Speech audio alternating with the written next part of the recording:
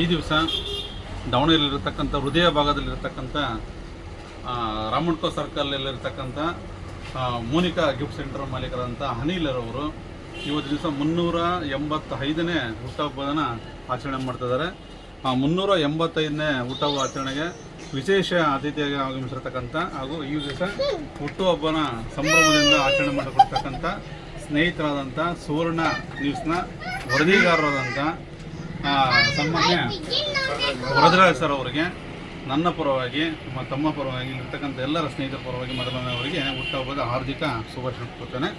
ಈ ಒಂದು ದಿವಸ ಈ ಅಂಗಡಿ ಅನಿಲ್ ಅವ್ರ ಥರ ಏನು ಮಾಡ್ತಿದ್ದಾರೋ ಅವರೆಲ್ಲ ನಮ್ಮ ಅಂಗಡಿ ಆಯಿತು, ನಮ್ಮ ಜೀವನ ಆಯಿತು, ನಾವಂತ ಸುಮ್ಮನಿರ್ಬೋದಾಯಿತು. ಆದರೂ ಕೂಡ ಎಲ್ಲೊಬ್ಬ ಕೆಲವರು ಸ್ನೇಹಿತರುಗಳನ್ನ ಕರೆಸ್ಬಿಟ್ಟು ಹಿತೈಷಿಗಳಾಗಲಿ ಬಂಧುಗಳನ್ನ ಕರೆಸ್ಬಿಟ್ಟು ಅವರಿಗೆ ಹುಟ್ಟುಹಬ್ಬದ ದಿವಸ ಕರೆಸಿ ಅವರಿಗೆ ಗಾರ್ಲ್ಯಾಂಡ್ ಮಾಡೋ ಮುಖಾಂತರ ಅವರಿಗೆ ವಿಶೇಷವಾದಂಥ ಅಂದ್ಬಿಟ್ಟು ಬರ್ತ್ಡೇ ಸೆಲೆಬ್ರೇಷನ್ ಮಾಡ್ತಿದ್ದಾರೆ.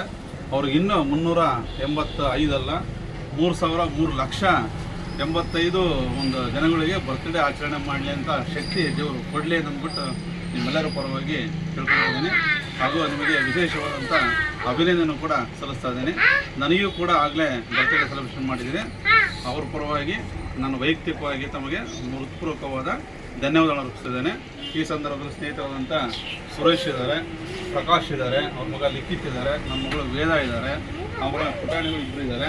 ಅವರಿಗೆಲ್ಲ ಇವತ್ತು ದಿವಸ 100 ಕಾಲ ವಿಶೇಷವಾಗಿ ಅವ್ರು ಬಾಳಲಿ ಅಂತ ಅಂದ್ಬಿಟ್ಟು ಅವರಲ್ಲಿ ದೇವರಲ್ಲಿ ಆಶಿಸ್ತೇನೆ.